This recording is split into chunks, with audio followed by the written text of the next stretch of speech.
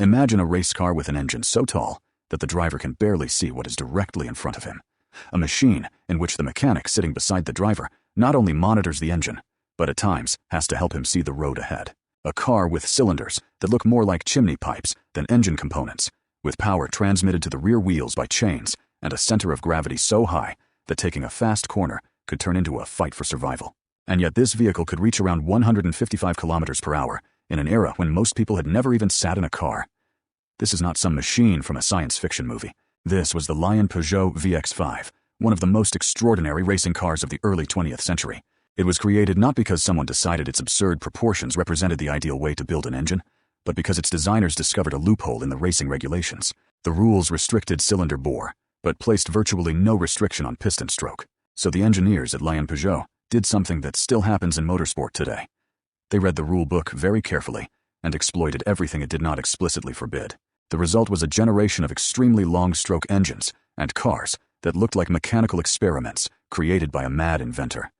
The VX5 was one of the last and most spectacular representatives of this extraordinary era. It was fast, difficult, dangerous, and completely dedicated to one purpose: winning races. And that is exactly why, more than a century later, it remains one of the most fascinating machines in Peugeot's entire history. To understand where the Lion-Peugeot VX5 came from, however, we first have to go back to a family dispute that divided the Peugeot industrial empire at the end of the 19th century. The Peugeot family had been involved in industry long before its name became associated with automobiles. Among other things, it manufactured tools, coffee grinders, and bicycles, while its interest in motor vehicles emerged toward the end of the 1880s. The problem was that not every member of the family believed automobiles had a future. Armand Peugeot wanted to invest in this new branch of industry far more aggressively than his cousin Eugène. Their disagreement eventually resulted in a split in 1896 and the creation of a separate company, Automobiles Peugeot, controlled by Armand. Several years later, Eugène's sons, Robert, Pierre, and Jules, also wanted to manufacture cars. Eventually, a family agreement was reached, and from 1906, their vehicles began appearing under the Lion-Peugeot name. At first, these were small, relatively simple, lightweight automobiles that were not intended to compete directly with the more expensive models produced by Automobiles Peugeot. It soon became apparent, however, that their lightweight construction made them perfectly suited to motorsport. Lion-Peugeot began entering cars in the popular voiturette category, a racing class intended for smaller machines. As early as 1906 and 1907, the company was taking podium finishes in the Coupe de l'Auto, and further successes encouraged its engineers to experiment ever more boldly. It was from this seemingly modest racing category that one of the strangest families of engines in motorsport history would eventually emerge. The key to the creation of the VX5 was the rulebook. Organizers of voiturette races wanted to control performance and costs, but at the beginning of the 20th century, there was still no standardized and sophisticated system for classifying engines. One method of restricting engine design was to impose a maximum cylinder bore. In theory, this was supposed to prevent manufacturers from building ever larger and more powerful engines. The problem was that the rules did not control piston stroke nearly as strictly. Lion-Peugeot's engineers quickly realized that if they could not increase the diameter of the cylinders, they could increase their height, and so a genuine vertical arms race began. In 1908, the company was already using single-cylinder engines with dimensions of approximately 100 by 170 millimeters. Just 1 year later, piston stroke had increased to as much as approximately 250 millimeters.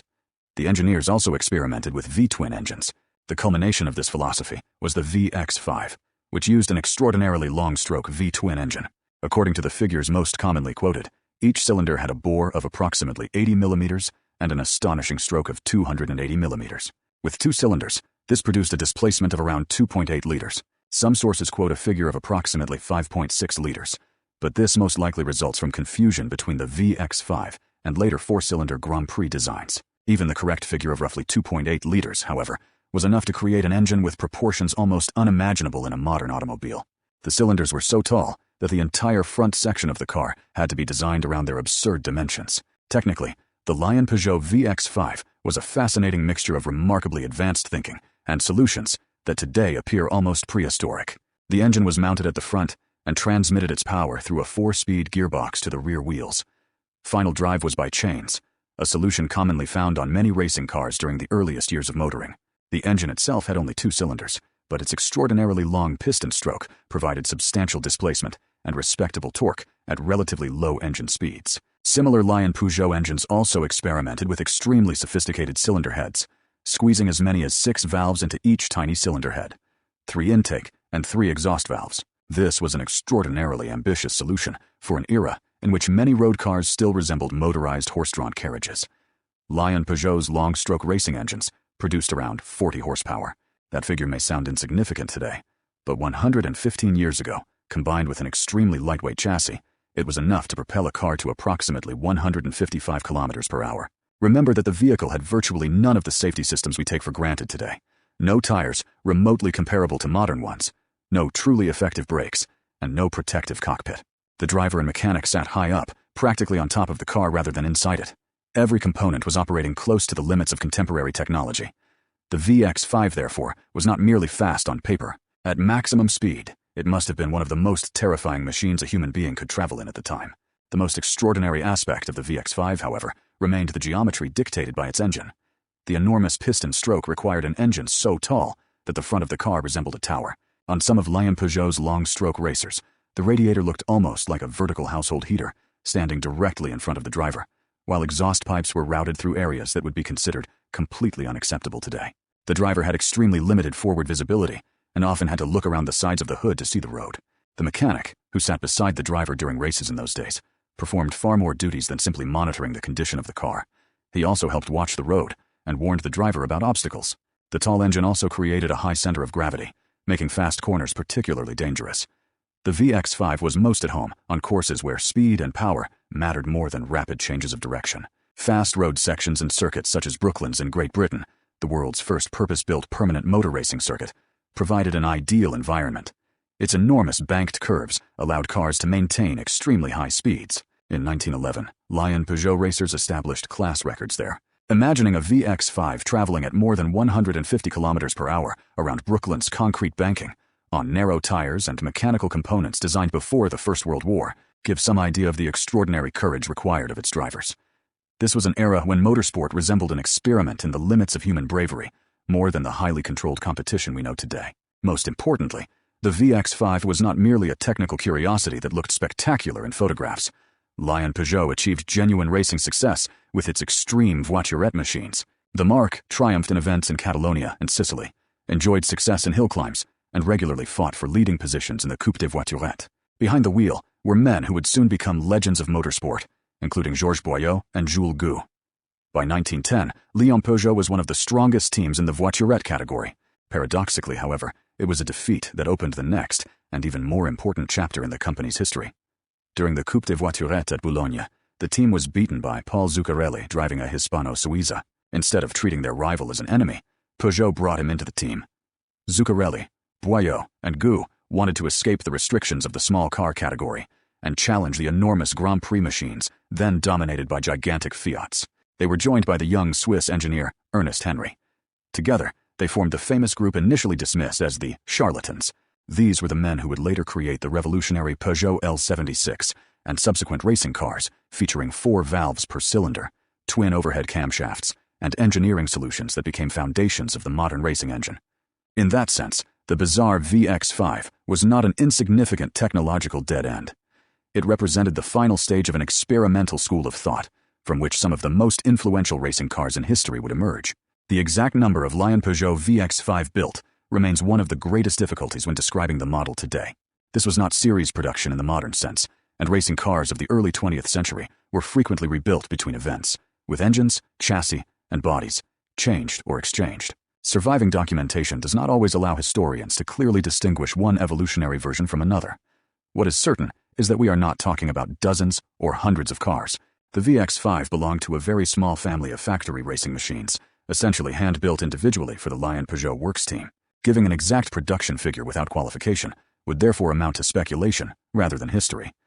What we do know is that the long-stroke concept quickly lost its reason for existence. By around 1910, designers were already moving toward 4-cylinder engines, first with similarly extreme long-stroke V4 configurations, and later with increasingly conventional inline engines. The regulations also changed. Organizers recognized the absurd consequences of allowing engineers to increase piston stroke almost without limit, and began imposing restrictions on total displacement, as well as bore-to-stroke ratios. The environment that had allowed machines such as the VX5 to exist therefore disappeared almost completely. By the outbreak of the First World War, racing technology was already developing in an entirely different direction. An original, unquestionably authenticated VX5 would consequently be a museum-grade rarity today, a relic from a very brief moment in history when racing regulations created a machine that nobody operating under conventional rules would ever have designed. So how much would a car like this be worth today? In the case of the Lion-Peugeot VX5, the only responsible answer is that its value is virtually impossible to determine with any confidence. There is no normal market for these vehicles, and no meaningful series of comparable auction results from which an average price could be calculated. If a complete, documented, authentic factory car from the period were to appear, its value would derive not only from the Peugeot name, but above all, from the uniqueness of its engineering and its importance in the development of modern motorsport. Pre-First World War Grand Prix cars with documented histories are now museum and collector pieces whose values can reach millions of euros. In the case of a genuine VX5, however, we would probably be talking about a price negotiated individually between the world's most serious collectors, rather than anything resembling a conventional market valuation. And that is exactly why the VX5 deserves to be called an automotive icon. Not because it launched a family of cars that remained in production for decades. Quite the opposite. Its technical concept almost completely disappeared. It is an icon because it represents motorsport in one of its purest and most creative forms. The engineers were handed a rulebook, found a loophole, and created a car so absurd that more than a century later, it is still difficult to believe it genuinely raced at speeds exceeding 150 kilometers per hour. The VX5 is a mechanical monument to an era when nobody yet knew what the ideal racing car was supposed to look like. Engineers tried everything. Sometimes they discovered brilliant solutions. Sometimes they disappeared into complete technological dead ends. And sometimes they created machines like the Lion-Peugeot VX5. Brilliant, terrifying, and absolutely unique.